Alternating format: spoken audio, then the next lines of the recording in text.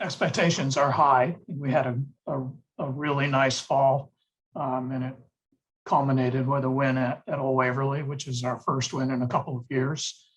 Benedetta had an individual win by 6 shots, I think. And wins are great, but playing well is really the key and having it be sustainable. And we've gotten some good work in this winter. We went to Arizona on a team training trip, and for the middle of January, I was very happy with where we were. You never can tell those because, you know, we've had a lot of wet, cold, really cold weather, and we've done a lot of grinding. The scores may not indicate where we are scoring wise, but we're excited to go to Florida and begin in Melbourne next week. And our schedule is every week is really strong. We play on the Darius Rucker after that, which is televised on the Golf Channel. The first women's only event to be televised. So, you know, I'm really excited about where our game has come and the visibility it's getting. And you know, I only see women's intercollegiate golf growing because of the Golf Channel and their attention to it. From there, we go to Augusta State's, I guess it's Augusta State now, their tournament. And we finish with the Liz Murphy in Athens, Georgia. But, you know, it all really points toward the SEC championship, NCAA regionals, and the NCAA championship. And we got 2 rounds in at Greyhawk, which is the site of the national championship when we're out there, which I think will be incredibly beneficial to us because there's some places where local knowledge mean a lot.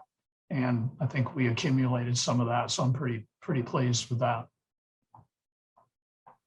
Thanks, Meg. We'll get started with a question from Joey Blackwell. Go ahead, Joey.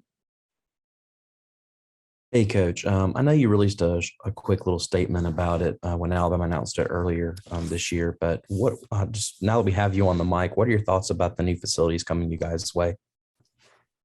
Well, I mean, words can't express, right? I mean, it's going to be phenomenal. A couple of things. Number one, you know, I think it's always good in the recruiting process to have proximity to campus. And then when the student athletes arrive there, have something that benefits them and helps them get better every day. So this meets both of those needs. Some exclusivity is nice, especially where a golf course is concerned. So the plan is for 9 holes, championship golf course. It can be played a number of ways. For us, and you know, I think Polly may speak to this as well, but for us, a lot of our training has to take place on the golf course now. You know, I was in a seminar with Rick Sensenhaus, who is Colin Morikawa's coach since he was 8 years old. He said 80% of their training was on the golf course, on a 9-hole golf course. And they experimented with things, they hit different shots.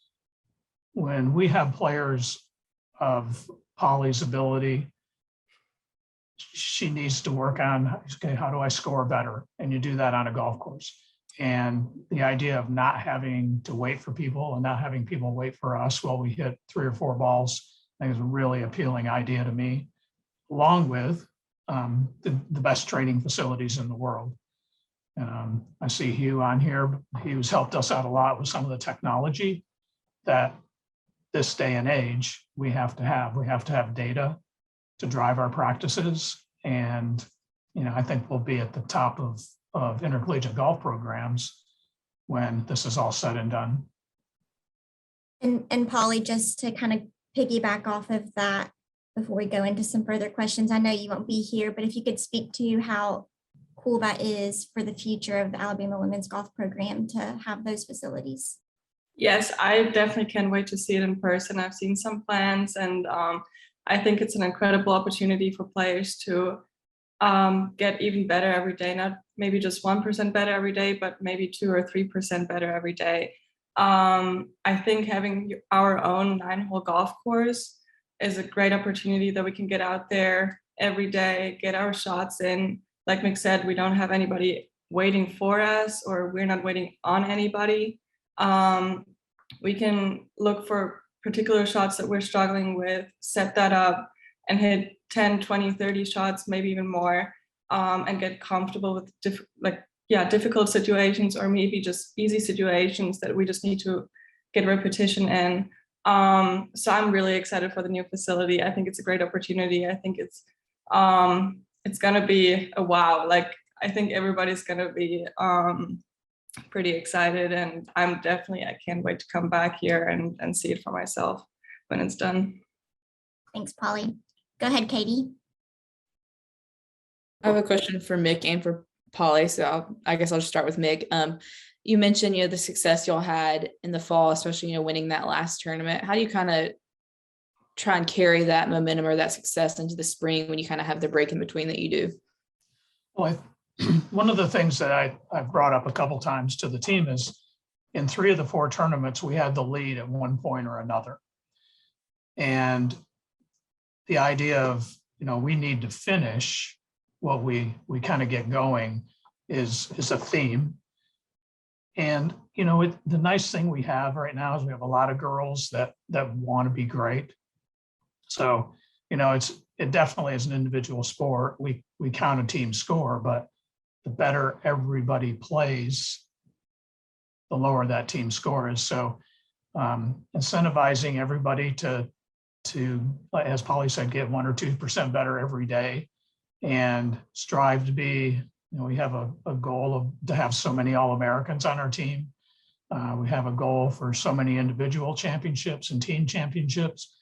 So if everybody's working toward that end, the motivation comes pretty easy. We don't have really anybody that's performing for us that's not motivated to be the best they can be and be great. And then for Polly, Coach mentioned that the Darius Rucker is going to be on TV now. How is, athletes, does that kind of excite y'all or motivate y'all that, some of your collegiate golf is going to be on Golf Channel? It's super exciting. So far, I only had 1 or 2 events of college golf on Golf Channel, and it just gives you this little more kick, a little more adrenaline on the course, knowing that other people are watching you, not just the people that are around. It is super exciting. I know the whole team is excited.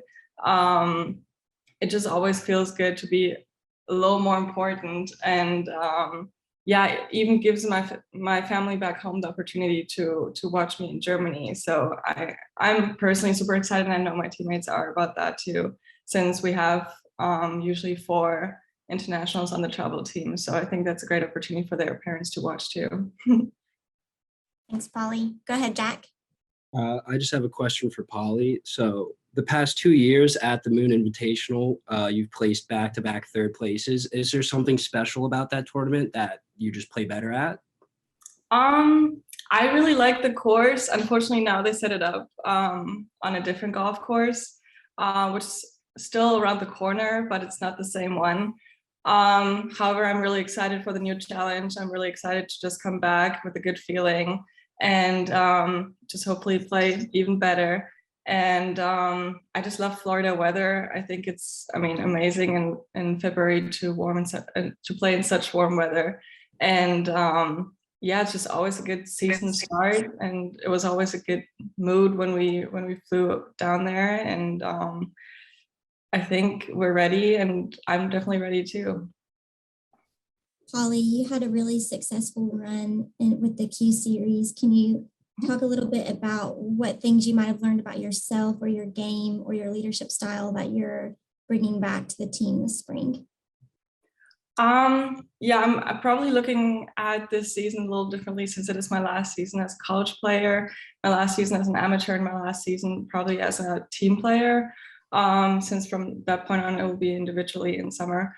But I just hope that I can influence my teammates in a positive way, that they can learn from me, maybe take the same path, do Q school, hopefully try and play professionally later. And I will just enjoy this last semester with my teammates, and I hope I can teach my teammates positivity, enjoy every single moment that we have together, because there's not many of them, I guess.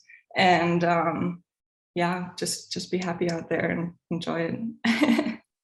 Thanks, Molly. Mick, Benedetta had received her second invitation to go play at Augusta. Can you speak a little bit? She's a rising name right now in college golf, but on the amateur world as well. Can you speak a little bit about just her excitement for that tournament, what you expect out of her this spring? Well, obviously, we're all very excited that she's in the Augusta National Women's Amateur. And I think it'll help her a lot that she had the experience last year, especially, and people are always surprised to hear this, Champions Retreat, which is the course they play the first 2 rounds, very tricky. So we are staying over when we play the Augusta tournament and playing around at Champions Retreat. So she'll have a little bit more experience even, which I think would really help her, because she got behind the 8 ball a little bit last year because of that. Augusta National's kind of right there for you. What you see is what you get. You just, the preparation of tie lies when you chip and chipping against the grain and the speed on the greens are something we can train here. So, I think she'll be really well prepared and know what to expect this time. And, I always look for great things from her. She's a tremendous ball striker and really good putter. And, she's got the tools. Now she has the experience.